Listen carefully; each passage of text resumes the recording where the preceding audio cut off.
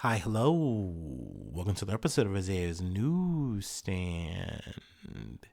It's your host, Isaiah Edwards.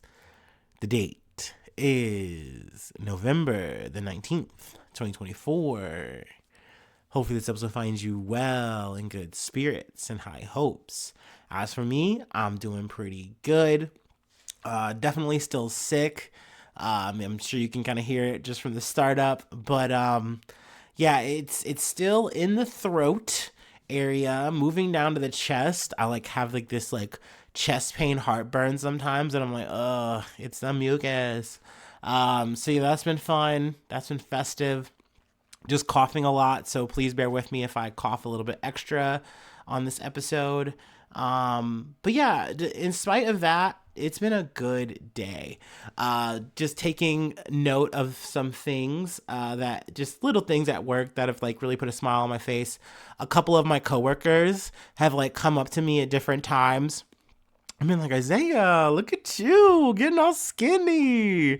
So the fact that I have, my friends, peers and stuff actually noticing, in real life is nice. It's not just from a thirst trap picture I posted from Planet Fitness. You know what I mean? People are just seeing me in my baggy little sweats and stuff, and they're like, no, you can actually tell you're getting smaller.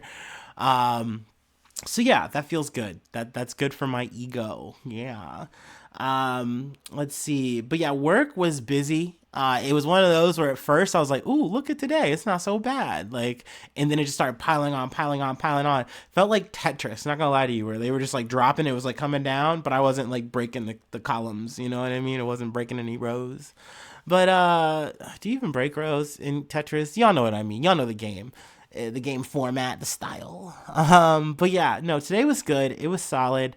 I will say, I went on a little bit of after the gym, I went to Jungle Gyms. If you're familiar with Jungle Gyms, it's a big international supermarket. I'm sure I mentioned it before on the pod, but I literally just went there for liquor. Oh my god, and I had the most embarrassing moment, and luckily no one saw it, but I will share it with my very small little audience.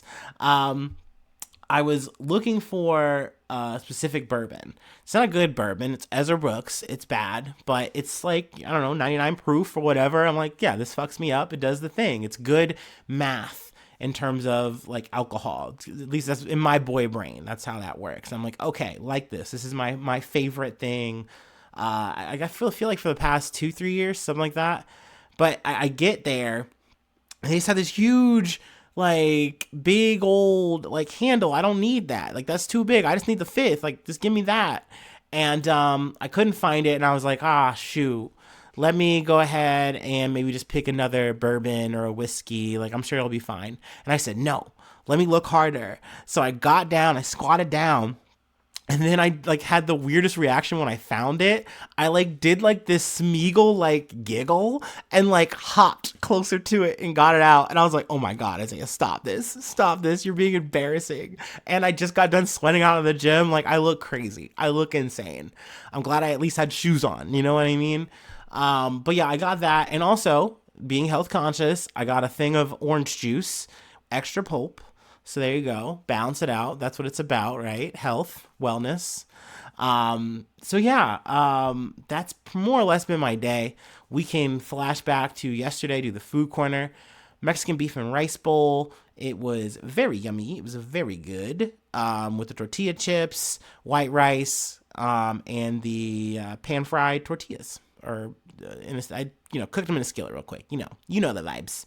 Anyway, that is my day. That is my food corner, and I'm sticking to it.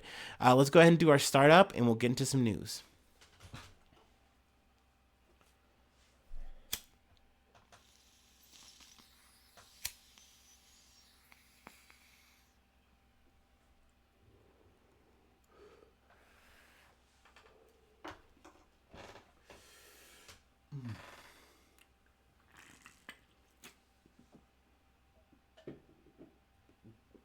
All right. From Reuters. Jailing of 45 Hong Kong Democrats in national security draws criticism. Security trial draws criticism.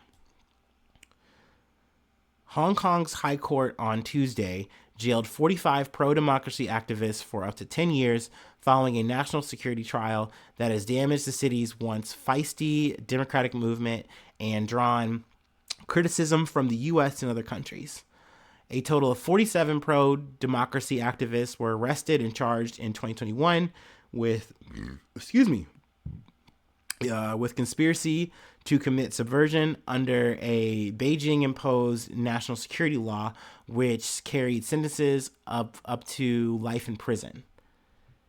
Benny Tai, a former legal scholar identified in the judgment as a mastermind of the activist plans, was sentenced to 10 years in jail, the longest sentence so far under the 2020 national security law. The charges related to the organizing of an unofficial primary election in 2020 to select candidates for a legislative election. Prosecutors accused the activists of plotting to paralyze the government by engaging in potentially disruptive acts that had they been elected. It's one of those things where I can understand the outrage from Western democracies saying like, oh, this is an attempt to stifle democracy and yada, yada, yada.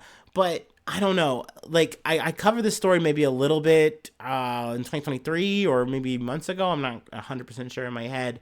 But I do remember having the stance, and I still have this, where it's like, look, dude, yeah, I'm pro-democracy where you can get it, awesome, cool. But do I think it's the best thing? Personally, no, I don't. Like, I would like to see us go further beyond this. But that being said, I also understand that, all forms of governing have problems because there are people behind it. So, I get it. Like, there's no perfect thing, at least not in practice. But that being said, I still feel the way I feel with just the limited amount of knowledge I have on the situation, where it's like, look, when you're China in this situation, when it comes to Hong Kong, you had to accept more or less the terms of engagement, right? So it's like, okay, until 2047, this is going to be a democracy. We accept the terms. Awesome. But like when you have situations like this where you have people trying to subvert laws that are already set in place, and like they have their reasons for saying, yeah, we want to do this, we don't feel like this is actually democratic, yada yada yada. Like, okay, but now you're taking the law into your own hands, and there's gonna be negative outcomes to that if things don't go the way you're planning. Like, I just don't know how else to really square this. Like, so would I say I was personally rooting for them? No, I didn't want to see them go to jail for life. So I think 10 years, that doesn't seem like the worst. Obviously, definitely a bummer, for anyone to go to jail for, trying to fight for what you believe in terms of like, ideology, yada, yada, yada. But same time, I don't know. I just don't know. Like, but let me go ahead and read a little bit more. The Chinese and Hong Kong governments say the national security laws were necessary to restore order after mass pro-democracy protests in 2019. And the Democrats have been treated in accordance with local laws, which and this is one of the things where I talked about this earlier in the week, where it's like, look, I do understand that, like, I try to align my take with wherever the people are at, and that can kind of make things complicated in a lot of ways sometimes if I don't 100% agree. So this is maybe kind of one of those situations to an extent, but let me see here. I'm gonna go ahead and just read a little bit further. After a 118-day trial, 14 of the Democrats were found guilty in May, including Australian citizen Gordon Ying and activist Owen Chow and Gwyneth Ho, while 2 were acquitted. The other 31 pleaded guilty, and all 45 were given sentences ranging from 4 to 10 years. Our true crime for Beijing is that we were not content with playing along in manipulated elections, Ho, who was sentenced to 7 years imprisonment, wrote in a Facebook post. We dared to confront the regime with the question, will democracy ever be possible within such a structure? The answer was a complete crackdown on all fronts of society. You have the U.S. condemning it and da-da-da-da. But once again, just to kind of, reference the U.S. or insert Western, hegemon here, nation state, if they were put under the same parameters, I feel like they would respond the exact same way that more or less China, or Hong Kong, I should say, the Hong Kong government is, responding. It's like, no, you guys are trying to break the laws that we have set up here. And you can say we're corrupt, you can say that we're bad, but you can't go about changing it this way, And obviously, yes, cracking down on protests and stuff like that is definitely like, ooh, that doesn't feel very democratic to do. But you do see that even in the US, and you see it in France, you see it all over any kind of fucking Western, democracy. So, it's bad when the other guys do it. It's not bad though when we do it, is generally the take I usually wind up seeing and hearing a lot. So I don't know. I feel weird kind of standing out like this and saying my take like this sometimes, because I know, like, once again, I'm not the smartest guy. But a lot of times I'm just shooting from the hip. I'm just calling it like I see it. Balls and strikes. But hey, I just wanted to give an update on this. Like I said, I know we talked about this a little bit before. And this was a pretty big update now that we actually have like a sentencing. There's obviously more details here, but we can go ahead and just move along. Moving to China, I guess not too far, obviously. BBC, car driven into crowd outside China primary school. So, dude, this is like the third time we're covering something like this. At least in like a week cycle. Multiple injuries are feared after a car was driven into a crowd of people outside a primary school in China's southern Hunan province. State media said several students and adults were injured and fell to the ground, and several people were hospitalized. But a police statement later said that there were no life-threatening injuries. So that's the good news here. In the other two cases that we've covered, there was at least, one death or more. So good that there wasn't a death here. We'll take that. Excuse me. Ooh, frog in the room. The driver of the vehicle, identified as a white SUV, was caught by parents and school security officers and handed over to police. Let's see here. About a dozen people were hit, some of them seriously, but luckily the ambulance came very quickly. That was Mr. Zhu, a parent of one of the children at the school. Let's see. I want to try to get to a little bit of the series of events. Here we go. The driver is seen stepping out. I should start a little bit further up. Video from the scene posted on a private WeChat account showed some children lying on the ground while others carrying school bags were fleeing in panic. Another video filmed soon after the incident showed an angry pedestrian hitting the SUV with a snow shovel while the driver was still inside. The driver is seen stepping out of the other side of the vehicle, only to be surrounded by bystanders who started beating him with sticks. Which, dude, I get it. Like, this motherfucker tried to come and hurt, your children or you. And it's like, no, dude, what the fuck? Like, what the fuck are you on right now? Like, nah, man, chill with that shit. So they fucking took that shit to him. I get that. Let's see. And then they just kind of go through a bit of a repeat of some of the stories we've covered previously on, other episodes. So yeah, once again, I'm glad that the silver lining here is that nobody died, everybody lived. So we'll take that. But yeah, a lot of activity. But I've said this before, I'll say it again. A lot of activity everywhere. I know that there's sometimes that the spin happens where it's like, oh, something's going on in China. Yeah, something's going on everywhere. That's the beauty of news and the times that we have. We just have instant access to like so much news every single day. Like, it's like an endless font. Hey, good for me, for better or worse. But anyway, let's move on. We got to take it to the skies for the rest of the episode, actually. From Axios, Spirit Airlines files for Chapter 11 bankruptcy protection. So they're going under. We're losing Spirit, potentially. Spirit Airlines filed for Chapter 11 bankruptcy protection on Monday after the Budget Airlines merger efforts collapsed and its losses spiraled out of control. The company's yellow planes became a symbol of ultra-low cost travel, but it lost hundreds of millions of dollars struggling to make that strategy work. Let's see here. I think that they had the JetBlue deal that fell apart. That got broken down. So essentially they're like, okay, so how are we gonna save ourselves here? And it really looked like there was no other way outside of doing bankruptcy. And this was a factoid that I pulled from Axios. I felt it was pretty relevant. The company lost money in 17 of its last 18 quarters, including about $336 million in the first half of 2024. It racked up $3.6 billion in debt, which it plans to restructure $1.64 billion and cut nearly $800 million. So, I mean, I'm hoping that we're not going to see too much like loss out of Spirit in terms of like, employees, job cuts, things of that nature. Hopefully, Spirit can fly through this kind of storm. They add in Axios that I guess there's a chance for Spirit that they're kind of waiting for Trump to get in office because maybe that's going to change, the powers that be. I believe it was the SEC or whatever that broke up the deal. So maybe things shake up and they change and like the deal maybe gets approved. But I think there was more than that. I don't think everyone was really on board with it. And I might be getting that wrong in terms of the details of what broke that up. I know we covered it before, but I'm a little hazy there. But yeah, I mean, it remains to be seen. I will always give Spirit credit for being a budget airline, like truly.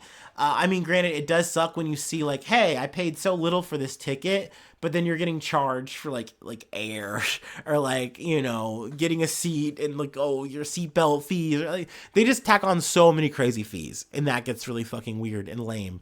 But weirdly, strangely, other airlines have also kind of adapted the same kind of style to be like, hey, well, we're going to make things more, budget friendly. And it's like, oh, no, you're just pulling a Spirit, dude. Like, we're still paying a lot of money here.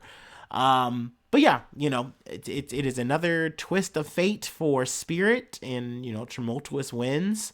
We'll see if they pull out. Anyway, let's move on to our other airline. But before we do that, let's take our last break. I could use a hydration station, among other things. But yeah, we're going to be talking about Boeing.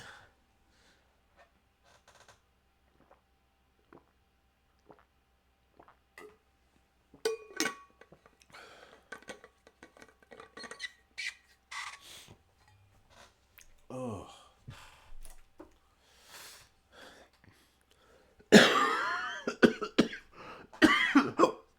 Oh, man. Not to cough into a hiccup.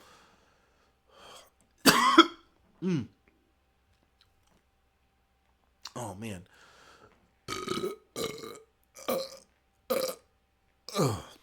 Yeah, I'm not stifling the burp. Ooh. Excuse me, though.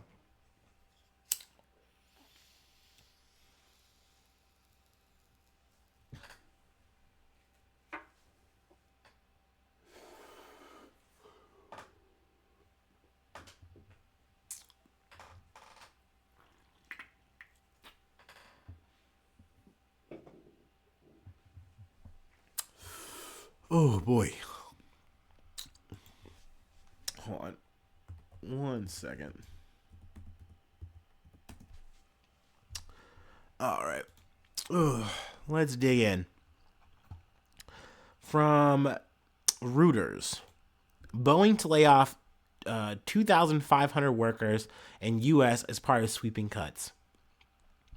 Boeing will lay off more than 2,500 workers in the U.S. states of Washington, Oregon, South Carolina, and Missouri, according to federally required filings posted on Monday and a union official as part of the debt-heavy U.S. plane makers' plan to cut 17,000 jobs, or 10% of its global workforce.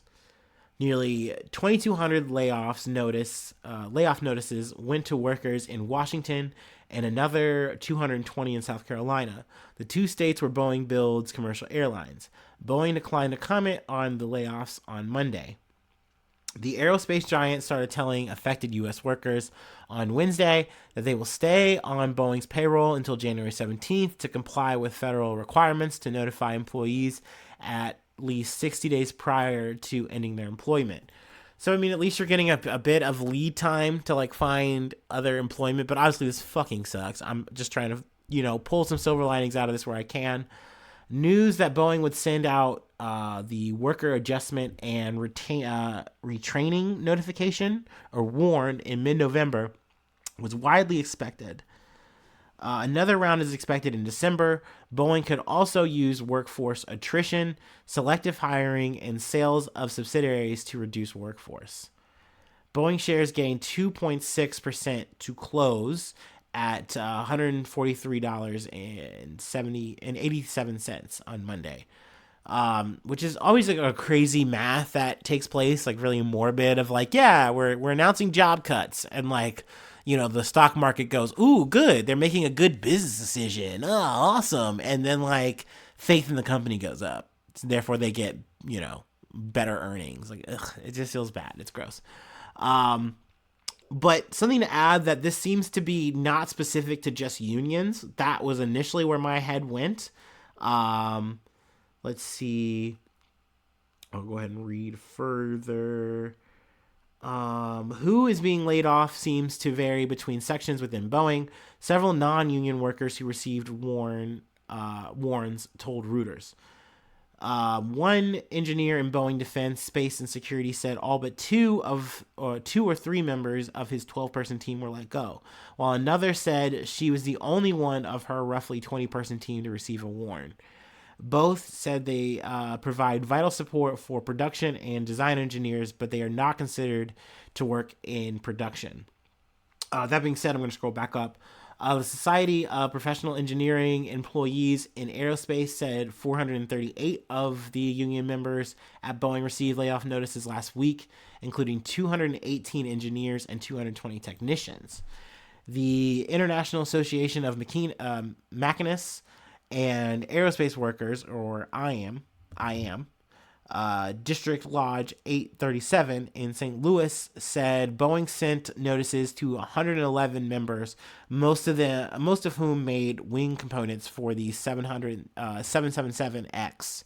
So, I mean, that being said, to say that it was spread throughout is one thing. I'm not actually looking at any kind of like graph numbers that kind of give me a consensus of what the balance is, and I don't want to jump to any conclusions on this. So obviously it's fucked up all around that this is the grim logic that they've kind of come to, where they're like, okay, we'll make this thing happen for you with this whole deal that you wanted. It's like, yeah, we got to do right by you. You fought for this, We're still not going to give you your pensions. But now here comes the hard part for us, the hardest part, where we got to start letting people go. And it's like, yeah, man, now people are going to lose their jobs that they fought so fucking hard for. So that makes me really sad. That's a bummer. But it's important news and we got to cover that shit. Sometimes it's just a fucking bummer. I'm going to actually close out with a bit of breaking news. I mean, I knew about it, but I was like, fuck it. We'll cram it in here real quick. From CNN, Trump names Dr. Mehmet Oz to head Centers for Medicare and Medicaid Services. So it looks like Ozzy's even getting his fucking crazy train rolling. Good for him, I guess. You know what I mean? He lost, what was it, Pennsylvania to, God, I can't remember dude's name. And I'm not going to look him up, but I'm not the biggest fan of dude these days. That's for sure. I mean, do I say he's better than Oz? I guess, but you know what? There's certain ways where I don't want to say that because, I wouldn't have felt betrayed by Oz, that you knew what the guy was, going to be, but the guy who wound up winning, I cannot remember his name. But anyway, good for Oz, good for him. Definitely more of a show pick. This is a guy who Trump just said, yeah, I know him. He's a celebrity like me, he's cool. I like his energy. And, there's been more picks and stuff like that. But once again, they just didn't have big names or relevance to me personally. So I didn't feel like naming them. But, Oz is now in the cabinet. The numbers growing. Anyway, we'll leave it at that. That's a bit of side extra news. I figured I'd just cram in at the end. Why not? And we make good time. I'll take it. So if you'd like to help out, support the effort, I do have a Patreon, patreon.com/IsaiahNews. Become a newsie today. For ways to hit me up, IsaiahNews1@gmail.com. Feel free to follow me or the podcast on any of the socials. Please subscribe to the YouTube. It's free action. You can just do that. Click, hit the button. Leave a like, leave a cool comment. Sharing is caring. And hopefully I see you soon for some more good news. I love ya. Bye-bye. Mwah.